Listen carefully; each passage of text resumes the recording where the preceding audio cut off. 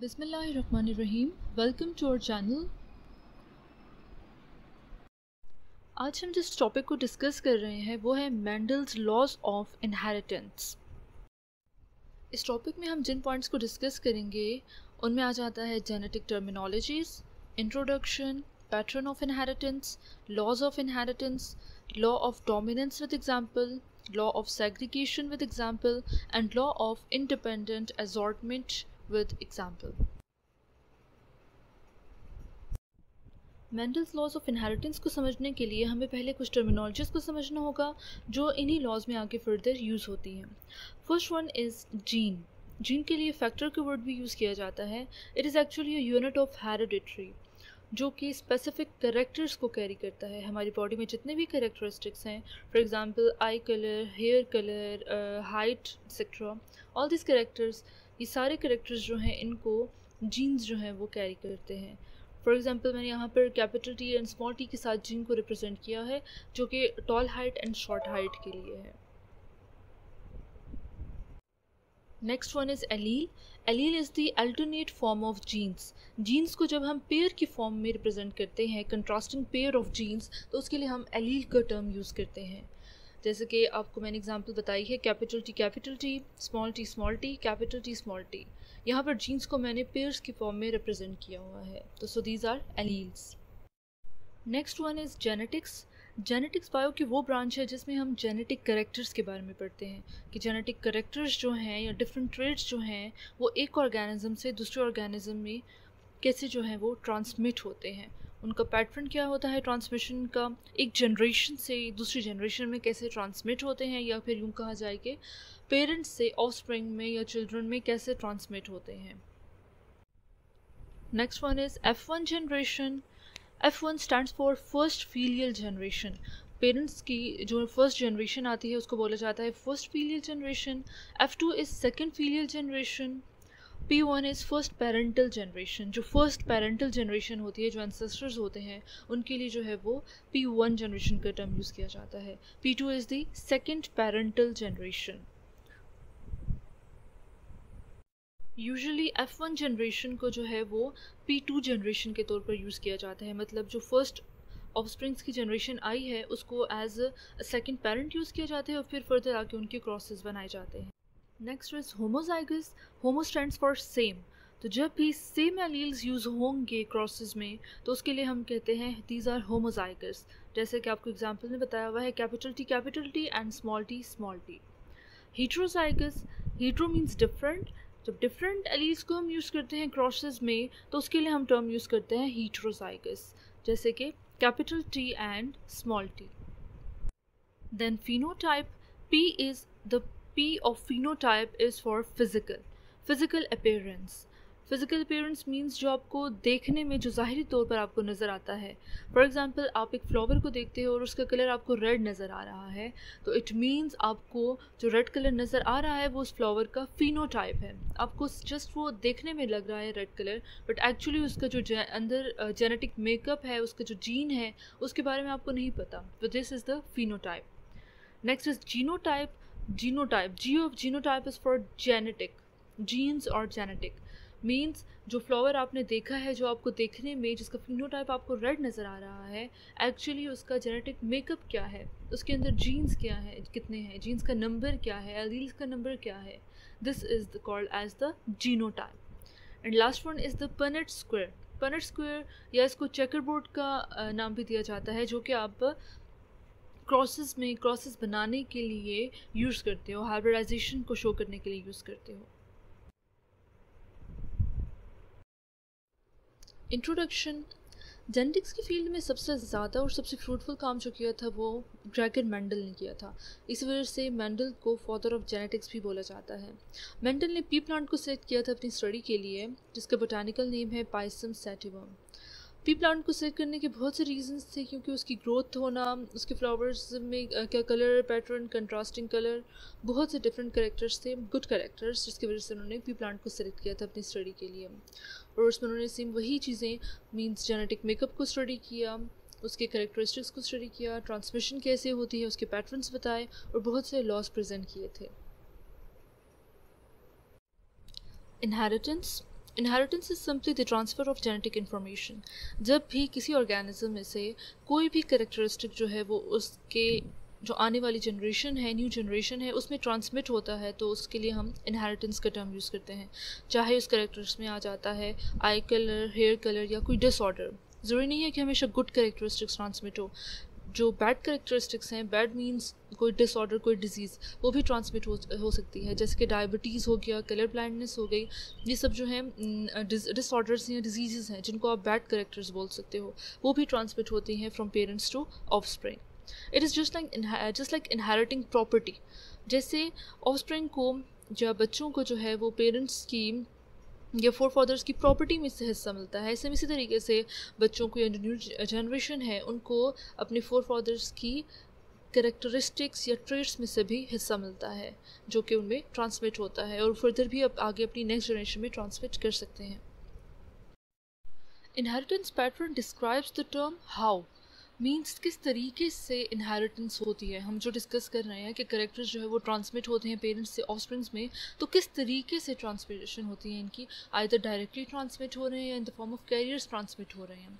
For example, आप लोगों ने देखा होगा कि अगर कोई दादा हैं, उनका आई कलर जो है वो ब्लू है, उनकी जो जनरेशन आ रही है, नेक्स्ट जनरेशन जो आ रही है, जिसको आप F1 जनरेशन कह सकते हो, उनमें चाहे डॉटर है या सन है, उनमें से किसी का भी जो है आई कलर वो ब्लू नहीं है।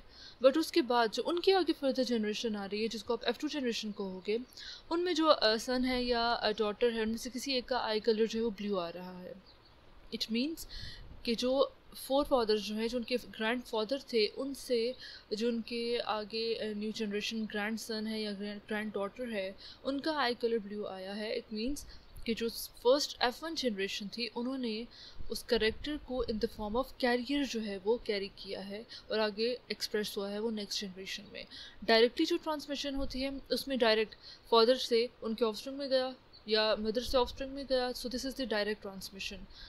ये जो इनहेरिटेंस का पैटर्न है, इसको आप कहोगे डायरेक्ट ट्रांसमिशन। बट जब एक जनरेशन से दूसरी जनरेशन में एक्सप्रेस नहीं हो रहा, वो जो सेकंड है या थर्ड है वो स्किप हो गया जनरेशन और वो फर्स्ट जनरेशन से फोर्थ जनरेशन में चला गया, तो ये इनडायरेक्ट इनहेरिटेंस होगी या फिर कैरियर फॉर्म में इनहेरिटेंस होगी। Let's discuss example of inheritance.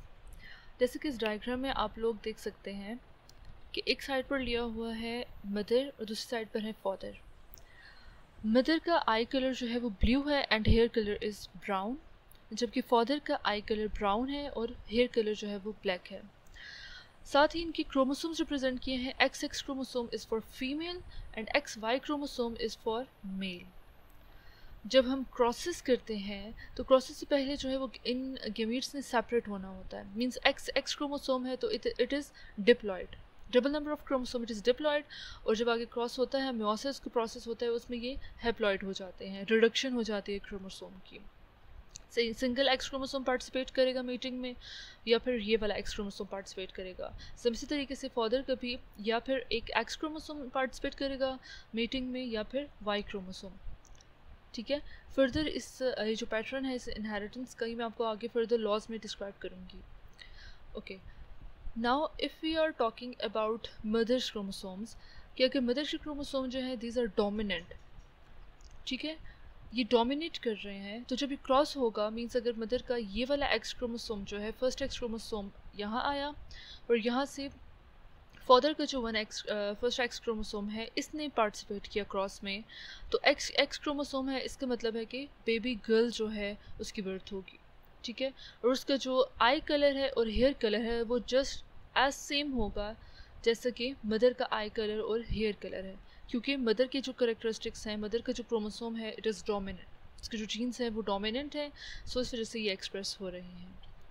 ठीक है, अगर हम मदर का यही वाला एक्स क्रोमोसोम जो है फादर के वाई क्रोमोसोम के साथ जो है वो क्रॉस करें, उसके रिजल्ट में एक एक्स क्रोमोसोम एक वाई क्रोमोसोम है, तो इट मीन्स के बेबी बॉय की बर्थ होगी और उसका जो आई कलर है और हेयर कलर है वो सेम होगा जैसे कि मदर का आई कलर और हेयर कलर है, क्योंकि मदर का जो क्रोमोसोम है इट इज़ डोमिनेंट। ठीक है, सेकेंड केस है जिसमें हम कहते हैं कि फादर जो है उसके जो क्रोमोसोम्स हैं, ये जो जीन्स हैं, दीज आर डोमिनेंट। ठीक है, अगर फादर की जो जीन्स हैं, जो करेक्टर्स है वो डोमिनेंट हैं, तो उसका मतलब है जो फादर के करेक्टरिस्टिक्स हैं वो आगे ऑफस्प्रिंग्स में ट्रांसमिट होंगे। अगर फादर का एक एक्स क्रोमोसोम है और वो मदर के एक्स क्रोमोसोम के साथ क्रॉस कर रहा है, तो इस केस में एक्स एक्स की वजह से बेबी गर्ल की बर्थ होगी और उस बेबी गर्ल के जो करेक्टरिस्टिक्स हैं वो सेम होंगे just as father. Means eye colour and hair colour जैसा फादर का है, सेम इसी तरीके से जो बेबी गर्ल है उसका आई कलर और हेयर कलर सेम होगा। सेम इसी तरीके से अगर फादर का वाई क्रोमोसोम जो है वो क्रॉस कर रहा है मदर के एक्स क्रोमोसोम के साथ, तो उसके रिजल्ट में एक्स एंड वाई क्रोमोसोम की प्रोडक्शन हो रही है, मींस बेबी बॉय। और उसके करेक्टरिस्टिक्स जो हैं means eye colour and hair colour वो सेम होंगे just like father, same eye colour and same hair colour. इस तरीके से ट्रांसमिशन होती है जब फादर और मदर और फादर के क्रोमोसोम्स जब क्रॉस होते हैं तो करेक्टरिस्टिक्स जो है वो आगे ऑफस्प्रिंग्स में ट्रांसमिट होते हैं। ड्रैगर मैंडल ने इनहेरिटेंस के 3 लॉज प्रेजेंट किए थे। First one is law of dominance, second is law of segregation and third is law of independent absorbment of chromosomes. First one is the law of dominance. जैसे कि इसके नाम से ही जाहिर है, डोमिनेंट कैरेक्टर के बारे में हम इसमें देखते हैं। अगर आप एक हीट्रोजाइगोट कंडीशन लेते हो जिसमें डिफरेंट जो है वो एलील्स प्रेजेंट हैं, तो उसमें से जो डोमिनेंट एलील प्रेजेंट होगा वो रिसेसिव को सप्रेस कर देता है। डोमिनेंट वो वाला होता है जिसको हम कैपिटल अल्फ़ाबेट से रिप्रेजेंट करते हैं और रिसेसिव वो होता है जिसको हम स्मॉल अल्फ़ाबेट से रिप्रेजेंट करते हैं। फॉर एग्ज़ाम्पल, अगर एक बॉक्स ले लिया जाए और उसमें 50 बॉल्स प्रेजेंट हैं, ठीक है, एक बॉक्स में 50 बॉल्स रख देते हैं हम, 10 बॉल्स जो हैं वो वाइट कलर के हैं और 40 बॉल्स जो हैं वो ब्लैक कलर के हैं। तो वो जो 40 ब्लैक बॉल्स होंगे वो डोमिनेट करते हैं उस बॉक्स के अंदर। 10 जो वाइट बॉल्स हैं वो नहीं अपने आप को शो करते, जबकि जो 40 ब्लैक बॉल्स हैं वो डोमिनेट कर रहे हैं, वो प्रोमिनेंट है उस बॉक्स के अंदर। सेम इसी तरीके से करेक्टर्स के लिए भी यही चीज़ यूज़ होती है कि जो डोमिनेंट करेक्टर होता है वही, जो प्रोमिनेंट है वही हमेशा अपने आप को एक्सप्रेस करता है, और जो दूसरा करेक्टर होता है जो रिसेसिव जिसको हम कहते हैं उसको सप्रेस कर दिया जाता है। ठीक है, वो वाला करेक्टर जो है वो शो नहीं होता, वो एक्सप्रेस नहीं होता। Let's discuss height of a person as an example of law of dominance. यहाँ इस डायग्राम में आप देख सकते हैं कि अलग अलग लोग शो किए गए हैं जिनकी हाइट जो है वो एक दूसरे से वेरी कर रही है। हाइट ऑफ अ पर्सन जो है या हाइट ऑफ ह्यूमंस जो है उसको बहुत से जीन्स कंट्रोल करते हैं, इसी वजह से एक इंसान की हाइट जो है वो दूसरे से वेरी करती है। ठीक है, क्योंकि बहुत से जीन्स जो है इट इज़ पोलीजेनिक। ठीक है, बहुत से जीन्स जो है वो ह्यूमन हाइट को जो है वो कंट्रोल कर रहे हैं। लॉ ऑफ डोमिनेंस को समझने के लिए यहाँ हम वेराइटी ऑफ हाइट्स नहीं लेते बल्कि सिंपली 2 हाइट्स लेते हैं, tall height and short height.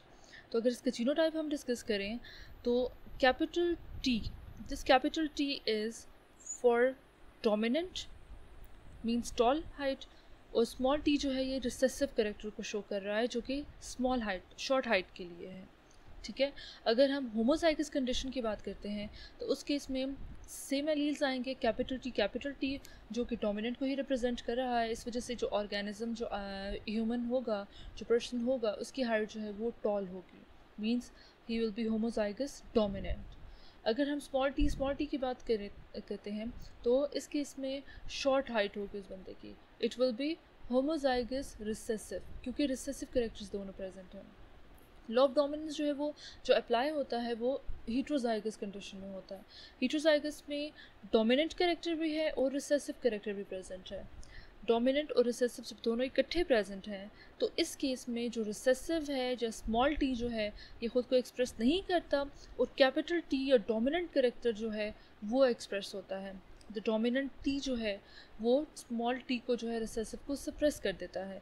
इसके रिजल्ट में जो ऑफस्प्रिंग आता है, जो न्यू जनरेशन आती है, उसमें उस ऑर्गेनिज्म की जो हाइट है वो होती है टॉल, तो उसको हम कहते हैं it will be heterozygous dominant. Second example is the colour of Apple. जैसे कि आप इस डायग्राम में देख सकते हो कि आपको फिनोटाइप शो किया गया है एप्पल का। 3 एप्पल्स हैं, 2 का कलर जो है वो रेड है और एक का कलर येलो है, लेकिन फिजिकली देखने में आपको नहीं पता चलता कि इसका कलर जो है वो डिफरेंट किस वजह से है। जब आप इसका जीनोटाइप स्टडी करते हो तो उसके थ्रू आपको फिर इसका पता चलता है। एक को इन्होंने रिप्रेजेंट किया है एप्पल के कलर के लिए, ठीक है। Capital A is for dominant and small A is for recessive.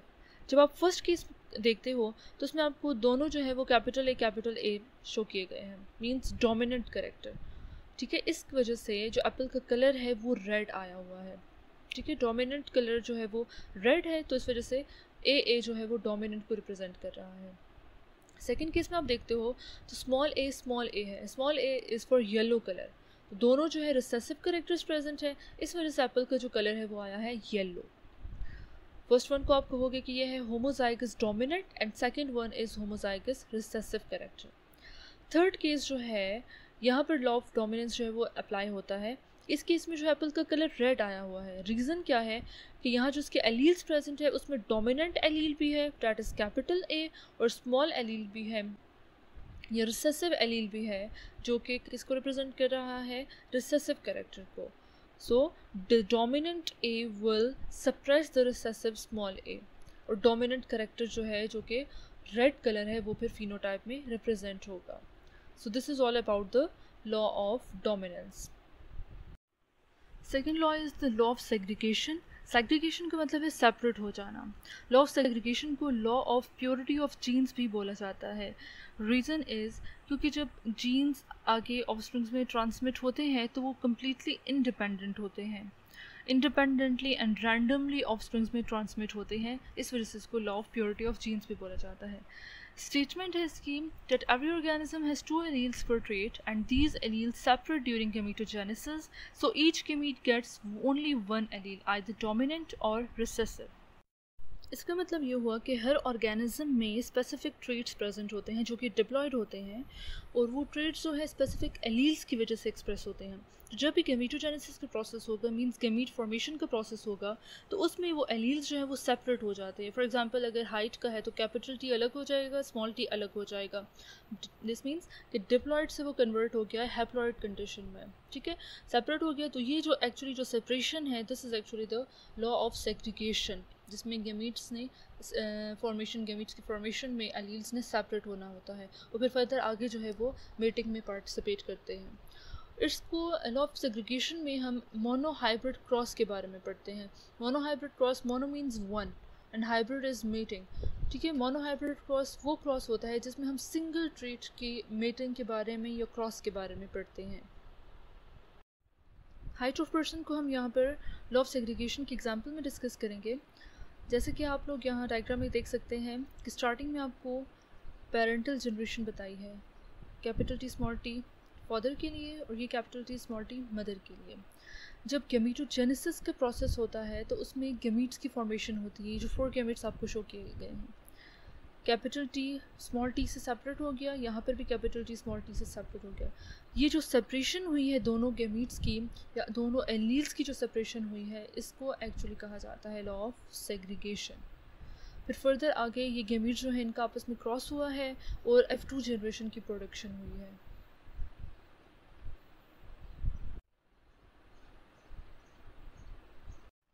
अगर आप इस वीडियो को अच्छे से समझ लें तो लॉ ऑफ सेग्रीगेशन में जो भी एम्बिग्विटी है वो सारी आपकी क्लियर हो जाएगी। सबसे पहले यहाँ पर हमने पेरेंटल जनरेशन ली है। Capital T is for homozygous dominant, और ये स्मॉल टी जो है होमोजाइगस रिसेसिव के लिए। ये हमारे पास है parental generation, first parental generation. इसके बाद हुआ है गैमेटोजेनेसिस का प्रोसेस, जिसमें गैमीट्स की फॉर्मेशन हुई है और एलील्स या जीन्स जो है वो सेपरेट हो गए। कैपिटल टी सेपरेट हो गया, ये स्मॉल टी जो है एक दूसरे से सेपरेट हो गए और गैमीट्स की फॉर्मेशन हुई है। देन इन गैमीट्स का आपस में क्रॉस हुआ है। इनका जब क्रॉस होता है, एक कैपिटल टी दूसरे के साथ क्रॉस कर रहा है, दूसरा कैपिटल टी यहाँ वाले गैमीट्स के साथ क्रॉस कर रहा है, उसके रिजल्ट में जो ऑफस्प्रिंग्स आते हैं उनमें आ जाता है capital T small T and capital T small T, means heterozygous dominant condition आती है। ये है हमारे पास F1 generation, first offsprings generation. उसके बाद इन्हीं ऑफस्प्रिंग्स का जो है वो आपस में मीटिंग करेंगे। इन चार जनरेशन्स में से कोई से भी 2 लेकर उनको आपस में क्रॉस करेंगे, सेल्फ मीटिंग होगी उनकी। जैसे मैंने आपको पहले भी बताया था कि F1 जनरेशन जो है वो P2 जनरेशन के तौर पर एक्ट करती है, ठीक है। Capital T small T home heterozygous dominant ये हमारे पास P2 जनरेशन है, सेकेंड पेरेंटल जनरेशन। सेम इसी तरीके से इनके भी गैमीट्स जो है वो बनेंगे, गैमीट्स की फॉर्मेशन होगी एलील्स की सेपरेशन की वजह से। कैपिटल T स्मॉल t दोनों आपस में सेपरेट हो गए। हम शो करते हैं पनेट स्क्वायर या फिर चेकर बोर्ड के थ्रू। एक साइड पर जो है पैटर्नल जनरेशन है, दूसरी साइड पर जो है वो मैटरनल जनरेशन। पेरेंट्स के गैमीट्स दोनों साइड्स पर ले लिए, उनका आपस में क्रॉस किया, कैपिटल टी को cross capital T small t, capital T small t, small t small t। इस क्रॉस के रिजल्ट में हमारे पास आ जाता है F2 जनरेशन। ये टोटल था आपके पास ओवरऑल क्रॉसिंग कि क्रॉसिंग किस तरीके से होती है और आप उसको शो कैसे करते हो, पनेट स्क्वायर में कैसे करते हो, राइटिंग में आप उसको कैसे लिखते हो। अब हम इसके जीनोटाइप और फिनोटाइप के बारे में स्टडी करेंगे। जीनोटाइप मींस जेनेटिक मेकअप क्या है। ये जो आपने क्रॉस किया है F2 जनरेशन में, आपके पास जीनोटाइप क्या आया था, एक जो है वो आया है कैपिटल T, दो आए हैं कैपिटल T स्मॉल t और एक आया है स्मॉल t स्मॉल t। इसको आपने जीनोटाइप में लिखा है तो उसकी रेशियो बनती है 1:2:1। ये है लॉ ऑफ सेग्रीगेशन की जीनोटिपिक रेशियो, क्योंकि टोटल 4 आपके पास ऑफस्प्रिंग्स आए हैं, उन 4 में से 1 जो है वो कैपिटल T है, 2 जो है वो कैपिटल T स्मॉल t है और 1 जो है वो स्मॉल t है। तो ये है इसकी जीनोटिपिक रेशियो। फिनोटिपिक रेशियो को हम अब आगे डिस्कस करेंगे। फिनोटिपिक रेशियो मींस जो फिनोटाइप है, जो फिजिकल अपीयरेंस है, देखने में आपको जैसा नज़र आता है। एक था आपके पास capital T is for dominant और दोनों सेम है। इसका मतलब है जो फर्स्ट फिनोटाइप आपके पास आ रहा है वो है होमोजाइगस डोमिनेंट। होमोजाइगस डोमिनेंट है तो इसका मतलब है कि वो जो आपका ऑफस्प्रिंग होगा उसकी हाइट जो है वो टॉल होगी। दो जो आए थे आपके पास वो थे capital T small t, means dominant and recessive इकट्ठे हैं, तो ये होगा हीट्रोजाइगस डोमिनेंट। हीट्रोजाइगस कंडीशन में है बट डोमिनेंट कैरेक्टर्स में प्रेजेंट है, इस वजह से जो ऑफस्प्रिंग होगा उसकी हाइट होगी टॉल।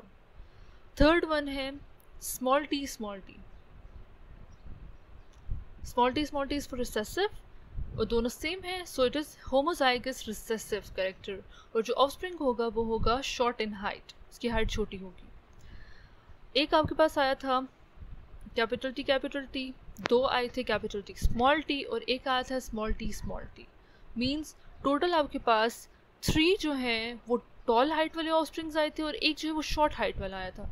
इसका रेशियो होगा 3:1 means the phenotypic ratio of law of segregation is 3:1।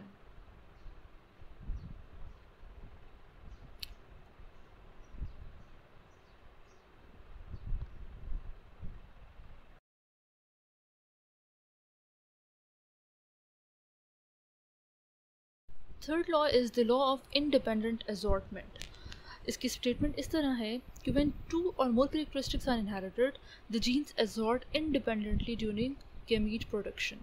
Means जब भी पेरेंट्स के गैमीट्स बनेंगे, गैमीटोजेनेसिस होगा, गैमीट्स की फॉर्मेशन होगी, तो according to law of segregation दोनों गैमीट्स जो हैं उनके जो जीन्स हैं वो सेपरेट तो हो गए, बट आगे उन्होंने एजॉर्ट किस तरीके से होना है। मींस अगर एक पेरेंट का जो है फर्स्ट गैमीट है तो दूसरे पेरेंट के वो फर्स्ट गैमीट के साथ ही फर्टिलाइजेशन करेगा या नहीं सेकेंड वाले के साथ करेगा। तो ये चीज़ जो है ये लॉ ऑफ इंडिपेंडेंट असॉर्टमेंट में स्टडी की जाती है और अकॉर्डिंग टू दिस लॉ ये दोनों गैमीट्स हैं, दोनों पेरेंट्स के जो गैमीट्स हैं ये एक दूसरे से इंडिपेंडेंटली असॉर्ट होते हैं। मीन्स बाय नेचर ये रैंडमली जो है कोई सा भी जो गैमीट है वो किसी भी फॉर एग्जांपल अगर फर्स्ट पेरेंट का जो है वो फर्स्ट जीन है तो वो सेकंड पेरेंट के फर्स्ट जीन के साथ भी फर्टिलाइजेशन कर सकता है और सेकंड जीन के साथ भी फर्टिलाइजेशन कर सकता है। और इसके अलावा इस लॉ में हम डाई हाइब्रिड क्रॉस को स्टडी करते हैं, मीन्स 2 ट्रेड्स को हम स्टडी करते हैं। सेग्रीगेशन में सिर्फ एक ट्रेड को हम स्टडी करते हैं, उसकी क्रॉसेस पढ़ते हैं, जबकि इंडिपेंडेंट असॉर्टमेंट में हम 2 ट्रेड्स को इकट्ठा स्टडी करते हैं, उनकी इनहेरिटेंस के बारे में पढ़ते हैं। लॉ ऑफ इंडिपेंडेंट असॉर्टमेंट को समझने के लिए एक जनरल सी एग्जाम्पल डिस्कस करते हैं। Human beings have 46 number of chromosomes. यहाँ पर एक साइड पर फादर को लिया गया है और एक साइड पर mother. Father with 46 chromosomes and XY and mother with 46 chromosomes with XX. पहले लॉ ऑफ सेग्रीगेशन अप्लाई होगा, जिसमें स्टार्टिंग में गैमेटोजेनेसिस का प्रोसेस होगा, गैमीट्स की फॉर्मेशन होगी, या आप जिसको कह सकते हो कि मियोसिस का प्रोसेस होगा, रिडक्शन ऑफ क्रोमोसोम्स होगा। 46 नंबर ऑफ क्रोमोसोम्स हैं, उनकी रिडक्शन होगी, 23 क्रोमोसोम सेपरेट हो गए। यहाँ पर भी 23 क्रोमोसोम्स हैं, 23 क्रोमोसोम सेपरेट हो गए। 46 से कन्वर्ट हो गया 23 में, मींस डिप्लॉयड से कन्वर्ट हो गया है हैप्लॉयड नंबर ऑफ क्रोमोसोम्स में। दोनों क्रोमोसोम्स जो हैं XY एक दूसरे से सेपरेट हो गए, XX क्रोमोसोम एक दूसरे से सेपरेट हो गया। तो ये चीज़ है लॉ ऑफ सेग्रीगेशन। ठीक है, कलर्स जो हैं उसके थ्रू आप डिफ्रेंशिएट कर सकते हो दोनों क्रोमोसोम्स को, हैप्लॉइड क्रोमोसोम्स को, 2N and N से जैसे जिसको हम रिप्रेजेंट करते हैं। Okay, now applying the law of independent assortment. Independent assortment जब होगा तो उसमें हमारे पास 4 केसेस आते हैं। फर्स्ट केस में फादर का जो फर्स्ट एक्स क्रोमोसोम है वो मदर की फर्स्ट एक्स क्रोमोसोम को फर्टिलाइज कर रहा है, first x and first x of mother. Second case में फादर का फर्स्ट एक्स क्रोमोसोम मदर की सेकेंड एक्स को फर्टिलाइज कर रहा है।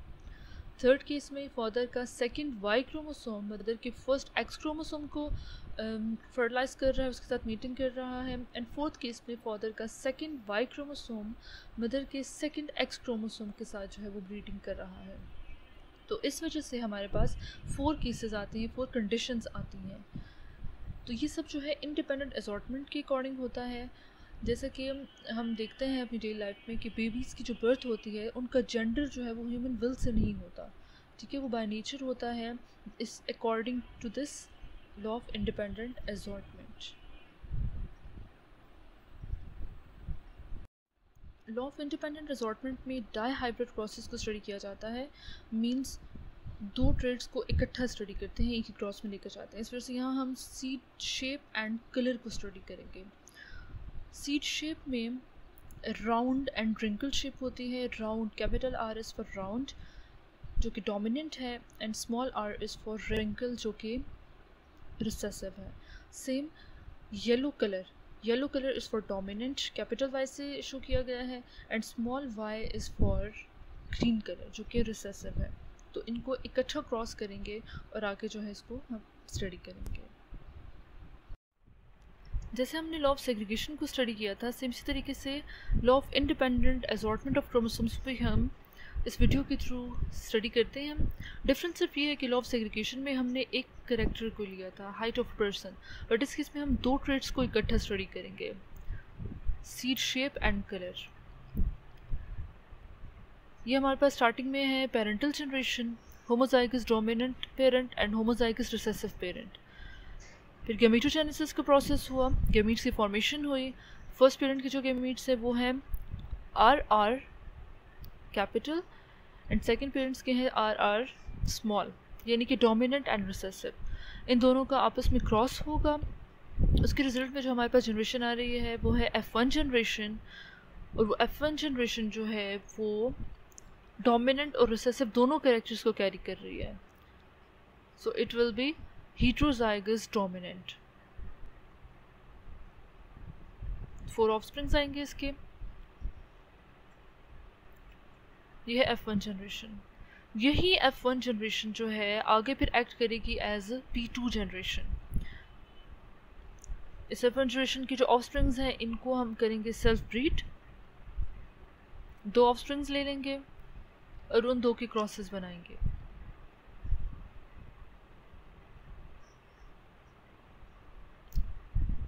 heterozygous gametes लिए हमने जो कि एक्ट करेंगे एज P2 जनरेशन।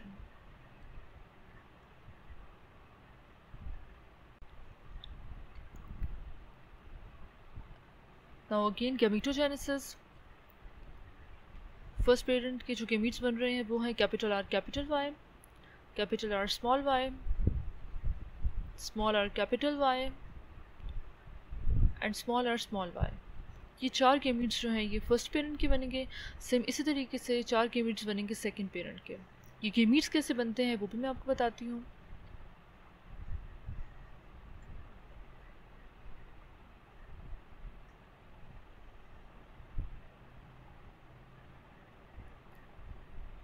गैमीट्स किस तरीके से बन रहे हैं कि आपने 2 ट्रेड्स इकट्ठे लिए हैं, इसलिए थोड़ा सा कंफ्यूजिंग है इसका क्रॉस बनाना। सो यहाँ पर हम कैपिटल आर को अलग लिख लेते हैं, स्मॉल आर को अलग लिख लेते हैं, और जो दूसरा ट्रेट है उसके साथ इनको क्रॉस कर देते हैं, capital Y small Y, capital Y small Y. जब आप कैपिटल आर को कैपिटल वाई के साथ मल्टीप्लाई करते हो तो आता है capital R multiply small R, capital R small Y. दूसरी साइड पर small R capital Y, third gamete, and small R multiply by small Y, ये हो गया फोर्थ गेमीट। तो ये 4 गेमीट्स जो हैं इस तरीके से क्रॉसेस के बाद बनते हैं। अब इन्हीं गेमीट्स को आगे हमने इस बर्नट स्क्वायर में लिखना है या चेकर बोर्ड में लिखना है। इन्हीं गेमीट्स को आगे हमने इस बर्नट स्क्वायर में लिखना है या चेकर बोर्ड में लिखना है। एक साइड पर हमने ले लिए एक पेरेंट के गेमीट्स, दूसरी साइड पर हमने ले लिए दूसरे पेरेंट के gametes. This sign is for female and this is for male. अभी जो गेमीट्स हमने लिखे हैं इन्हीं को आपस में क्रॉस करेंगे F2 जनरेशन बनाने के लिए। एक साइड पे जो गेमीट है उसको दूसरी साइड के जो अपोजिट जेंडर के जो गेमीट है उसके साथ क्रॉस करेंगे। Capital R capital Y, capital R small Y,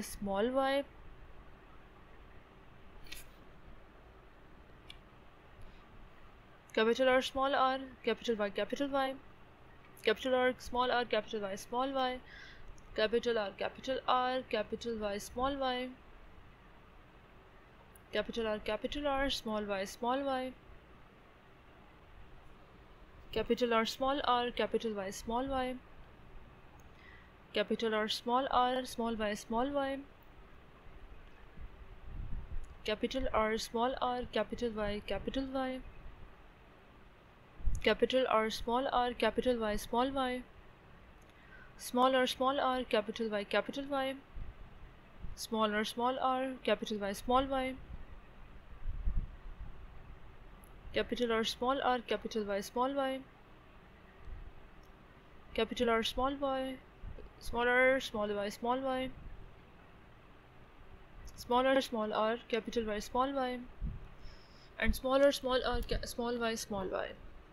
ये टोटल 16 हमारे पास ऑफस्प्रिंग्स आते हैं इस क्रॉस के बाद, जो है हमारी F2 जनरेशन।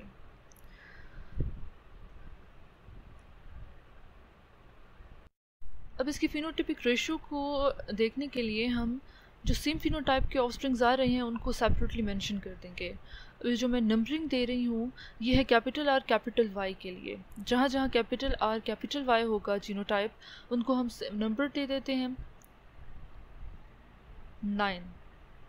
9 ऑफस्प्रिंग्स जो हैं उनका जो जीनोटाइप है वो कंटेन कर रहा है कैपिटल आर कैपिटल वाई। अब कैपिटल आर स्मॉल वाई के लिए मैंने रोमन लेटर्स से नंबरिंग की है।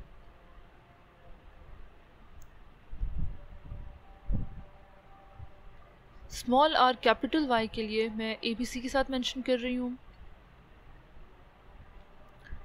और लास्ट में एक है स्मॉल आर स्मॉल वाई जिसको इंसर्कल कर दिया है। जब हम इसकी फिनोटिपिक रेशियो लिखेंगे तो इसी के अकॉर्डिंग हम इसकी रेशियो लिखते हैं। चेकर बोर्ड पे जो हमने नंबरिंग की है उसी के अकॉर्डिंग हम इसकी फिनोटिपिक रेशियो बनाएंगे। चेकर बोर्ड पे जो हमने नंबरिंग की है उसी के अकॉर्डिंग हम इसकी फिनोटिपिक रेशियो बनाएंगे। 9 ऑफस्प्रिंग्स जो थे वो आए थे कैपिटल आर कैपिटल वाई वाले, means round and yellow. 3 offsprings आए थे capital R with small Y, means round and green. आए थे wrinkle and yellow, means small R with capital Y. और एक ऑफस्प्रिंग आया था wrinkle and green, mean small R small Y. तो ये जो 9:3:3:1 है, इसका मतलब है कि ये हमारे पास आ रही है phenotypic ratio of law of independent assortment of chromosomes. Total 16 में से हमारे पास जो है 9 जो है वो R capital Y, 3 capital R small Y, 3 small r capital Y and 1 small r small y. 9:3:3:1. अब हम जेनेटिक्स से रिलेटेड कुछ MCQs को डिस्कस करते हैं जो कि अक्सर टेस्ट और इंटरव्यूज़ में पूछे जाते हैं। First one is which is true about blood type, यानी ब्लड ग्रुप से रिलेटेड, ब्लड टाइप से रिलेटेड नीचे जो ऑप्शन दिए गए हैं इनमें से कौन सी बात जो है वो ठीक है। First one is type A is dominant over type B option type B is dominant over type A, option C type AB is dominant over both A and B, and option D is type A and B are dominant over type O. Correct answer है type A and B are dominant over type O, यानी कि blood group A और B जो है वो dominant है blood group O पर। Reason इसका ये है कि ब्लड ग्रुप O जो है वो एक रिसेसिव करेक्टर है, O ब्लड ग्रुप रिसेसिव है और जिसको हम स्मॉल आई एलीज के साथ रिप्रेजेंट करते हैं, जबकि blood group A, blood group B या ब्लड ग्रुप AB ये डोमिनेंट हैं, जिनको हम IA, IB या IAB के साथ हम डिनोट करते हैं। तो इस वजह से ये ऑप्शन डी जो है वो करेक्ट होगा। A man with hemophilia marries a woman who has normal hemoglobin and is not a carrier. Which of the following is true? The options are: none of their children will have the disease, nor they will be carriers. All boys will have the disease. All girls will have the disease. या फिर all girls will be carriers. Correct answer है इसका option D, all girls will be carriers. Reason इसका ये है कि haemophilia जो है वो एक एक्स लिंक डिजीज़ है और इस केस में मेल जो है या फादर जो है वो हीमोफिलिक है, इस वजह से हमने एक्स जो है वो एक्स के ऊपर डिनोट किया है। XHY this is for father and XX ये this is for mother. Father जो है वो हीमोफिलिक है और मदर जो है वो नॉर्मल है। गैमेटोजेनेसिस का प्रोसेस हुआ, दोनों के गैमीट्स रिप्रेजेंट किए गए हैं। XHY ये फादर के गैमीट्स हो गए और XX ये हो गए मदर के गैमीट्स। फिर इन दोनों का फादर के मदर का आपस में क्रॉस हो गया इनके गैमीट्स का, इसको हमने पनेट स्क्वायर में रिप्रेजेंट किया है। एक साइड पर हो गए फादर के गैमीट्स और एक साइड पर हो गए मदर के गैमीट्स, दोनों का क्रॉस हुआ XXH, XXH, XY and XY। ये हमारे पास F जनरेशन या ऑफस्प्रिंग्स की जनरेशन आ जाती है। जब हम इनका देखते हैं जीनोटाइपिक रेशियो देखते हैं तो गर्ल्स जो हैं, दो गर्ल्स जो हैं दीज आर कैरियर्स और दो बॉयज़ जो हैं ये नॉर्मल हैं। मीन्स हीमोफिलिक फादर का क्रॉस जब नॉर्मल मदर के साथ होता है तो उसके रिजल्ट में जो गर्ल्स आती हैं वो कैरियर होती हैं but they are not affected, क्योंकि एक्स डोमिनेंट है। नॉर्मल जो एक्स प्रेजेंट है इसमें वो डोमिनेंट है ओवर हीमोफिलिक एक्स, ठीक है। तो इस वजह से ये जो गर्ल्स हैं या जो डॉटर्स होंगी वो हीमोफिलिक नहीं होंगी, they are just the carriers. इस वजह से इसका करेक्ट ऑप्शन है all girls will be carriers. If a man is colorblind and his wife is a carrier, which of the following is true?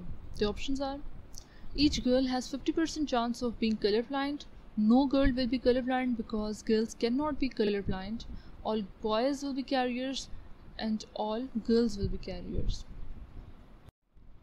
Correct answer है option A, each girl has 50% chance of being colorblind. Colour blindness या फिर red green colour blind disorder ये एक hereditary disease है और x link disease है। इस वजह से हमने इफेक्टेड फादर को XCY के फॉर्म में लिखा है और कैरियर मदर को XCX के फॉर्म में लिखा है, जहाँ पर डोमिनेंट एक्स या नॉर्मल एक्स जो है वो भी प्रेजेंट है। गैमेटोजेनेसिस के प्रोसेस के बाद इनकी गैमीट्स की फॉर्मेशन हुई, जिनको हमने यहाँ पनेट स्क्वायर में रिप्रेजेंट किया है। एक साइड पर मदर की गैमीट्स रिप्रेजेंट किए हैं और एक साइड पर फादर की गैमीट्स, दोनों का क्रॉस हुआ। उसके रिजल्ट में ऑफस्प्रिंग्स जो बनते हैं वो 4 टाइप्स के होते हैं।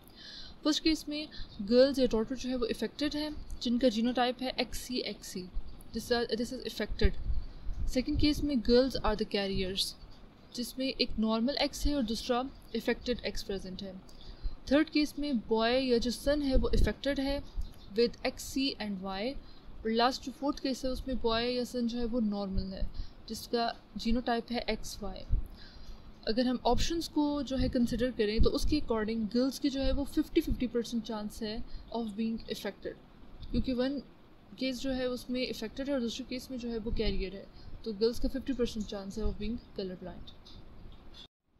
अ test cross is done to, options हैं इसके: determine if cross over has occurred, prevent sex-linked traits from being passed on, determine if an organism exhibiting the dominant phenotype is carrying a recessive allele for that trait, या फिर it prevents crossover from occurring. इसका correct answer है option C, determine if an organism exhibiting the dominant phenotype is carrying a recessive allele for that trait. यानी कि जो process किए जाते हैं उसके थ्रू आपको ऑर्गेनिज्म के उस ऑफस्प्रिंग के फिनोटाइप का भी पता चलता है और जीनोटाइप का भी पता चलता है, और ये भी पता चलता है कि उसमें डोमिनेंट एलील्स प्रेजेंट है या रिसेसिव एलील्स प्रेजेंट है। अगला सवाल है, a farmer planted 1000 seeds of corn, the offsprings were 544 tall with yellow seeds, 188 tall with green seeds, 183 short with yellow seeds and 64 short with green seeds. What were the genotype of parents? Options है इसके capital T capital T capital Y cross with small T small Y. Second option capital T capital Y cross capital T capital Y. Third option is capital T capital Y cross with small t small y। Last option is capital T small y cross with small t small y। इसका answer है capital T capital Y cross with capital T capital Y। Farmer ने 1000 corn seeds plant किए थे, उनमें से 544 का genotype था capital T capital Y, 188 का था कैपिटल टी स्मॉल वाई, 183 का जीनोटाइप था स्मॉल टी कैपिटल वाई और 64 का था स्मॉल टी स्मॉल वाई। अब इसका फिनोटिपिक रेशियो फाइंड करने के लिए आप क्या करते हो, सबसे स्मॉलेस्ट नंबर के साथ इन सबको डिवाइड कर देते हो। 64 को सबके नंबर्स के साथ डिवाइड कर दिया, उसके बाद जो नंबर्स आते हैं वह 8.5, 2.9, 2.8 एंड 1। इसको होल नंबर में कन्वर्ट करेंगे 9:3:3:1, जो कि फिनोटिपिक रेशियो है Mendel's law of independent assortment की। तो उसके अकॉर्डिंग आपकी जो पेरेंटल जनरेशन थी P2 जनरेशन जो थी वो थी हीट्रोजाइगस डोमिनेंट। इस वजह से इसका आंसर है capital T capital Y cross with capital T capital Y। Blood group B phenotype contains anti-A antibodies in the serum and agglutinates any red blood cell with antigen. इसके options हैं AB, O, A या फिर B। Correct answer है option C, which is blood group A। Reason इसका ये है कि हमारी बॉडी में जो ब्लड ग्रुप के एंटीजन्स प्रेजेंट होते हैं उसके ऑपोजिट एंटीबॉडीज़ प्रेजेंट होती हैं। फॉर एग्जांपल अगर किसी पर्सन का ब्लड ग्रुप ए है तो उसकी बॉडी में उसकी एंटीबॉडीज़ होंगी बी, और अगर ब्लड ग्रुप बी है तो उसकी एंटीबॉडीज़ होंगी ए।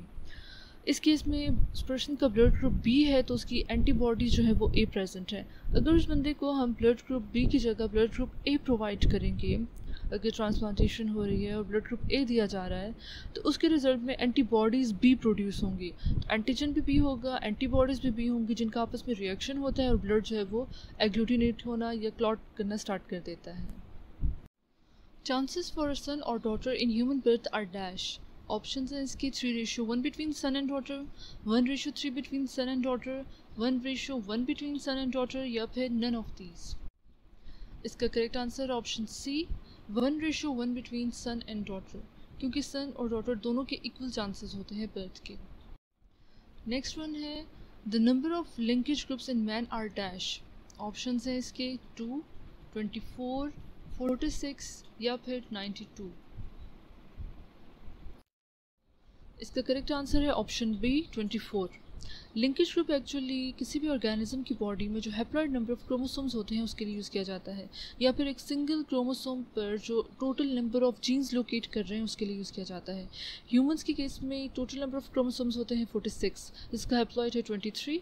So number of linkage groups in case of human is 23।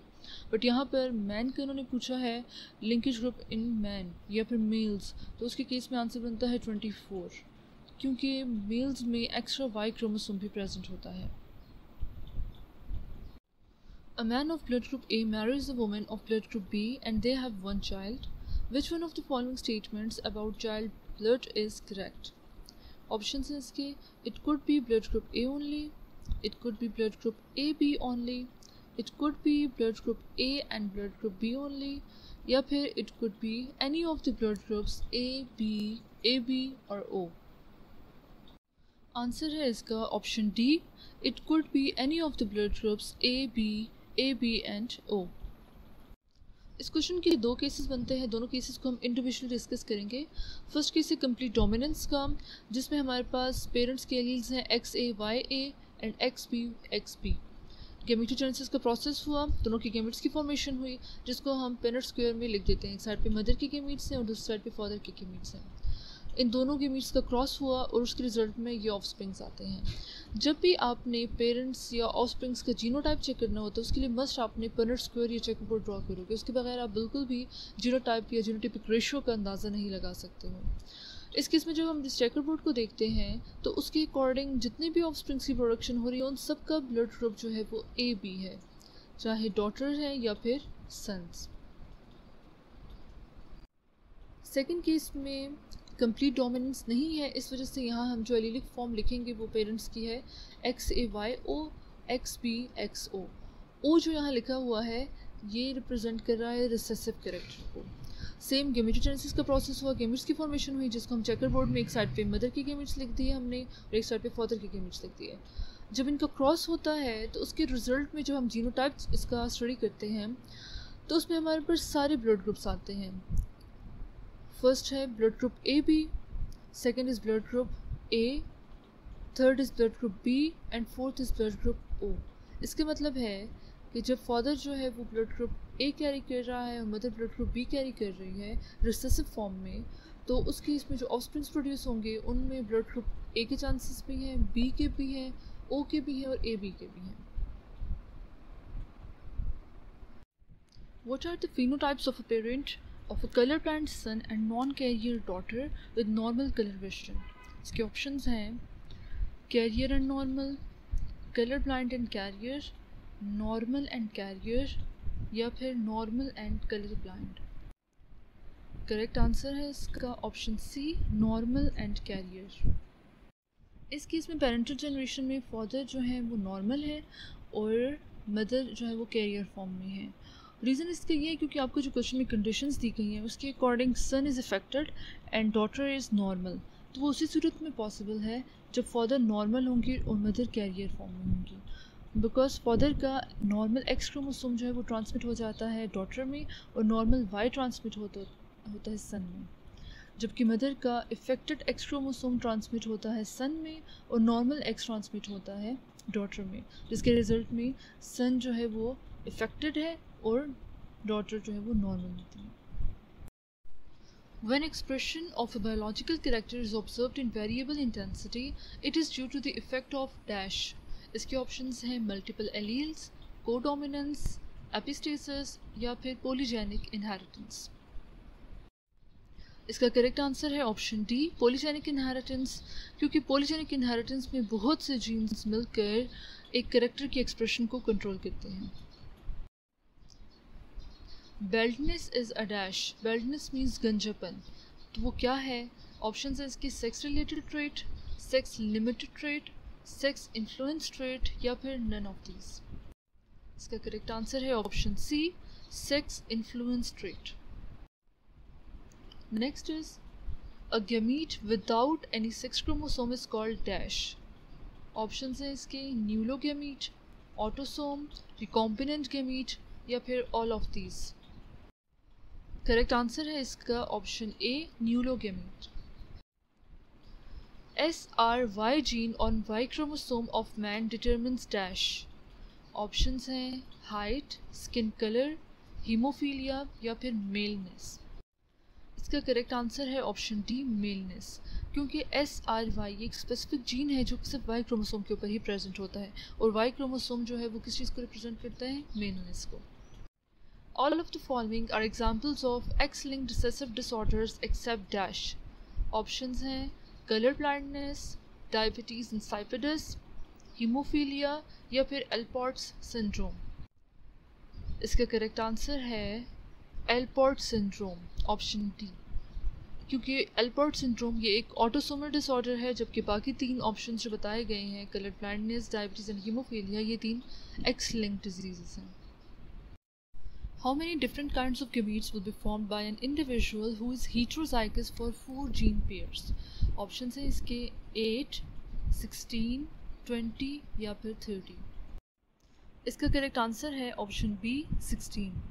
Reason ये है कि जब आप दो जीन पेयर्स की बात करते हो, जैसे आपने लॉ ऑफ सेग्रीगेशन में किया था, तो उस केस में आप 2 का स्क्वायर लेते हो। 2 का स्क्वायर लोगे, 2 2 ज़ा 4, तो 4 गैमीट्स फॉर्म होते हैं। इस केस में आप 4 जीन पेयर्स की बात कर रहे हो, तो यहाँ आप 4 का स्क्वायर लोगे।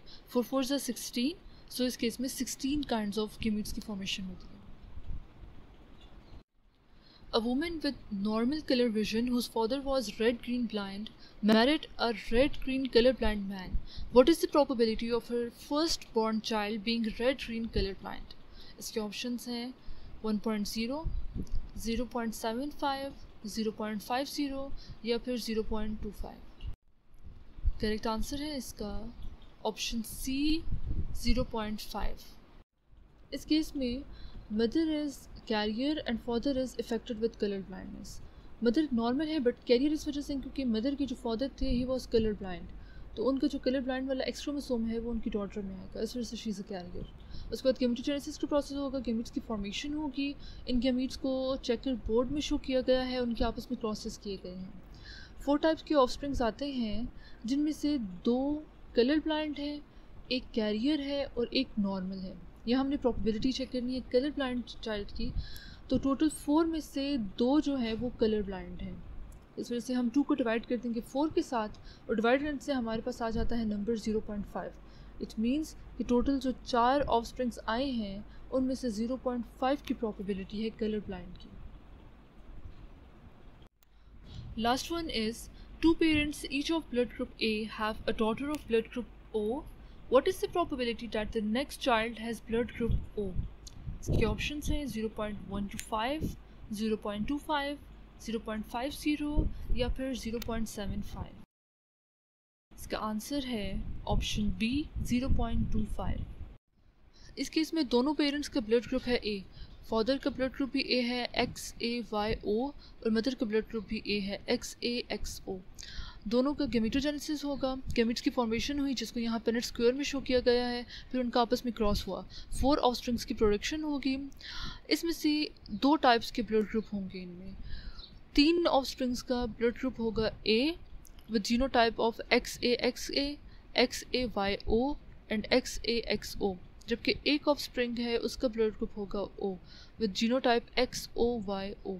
यहाँ हमने प्रोबेबिलिटी चेक करनी है ब्लड ग्रुप O की, तो इस एक ऑफस्प्रिंग को हम डिवाइड कर देंगे टोटल नंबर ऑफ ऑफस्प्रिंग्स के साथ 1 डिवाइडेड बाई 4, और रिजल्ट में आंसर आएगा 0.25, which means the probability of blood group O is 0.25।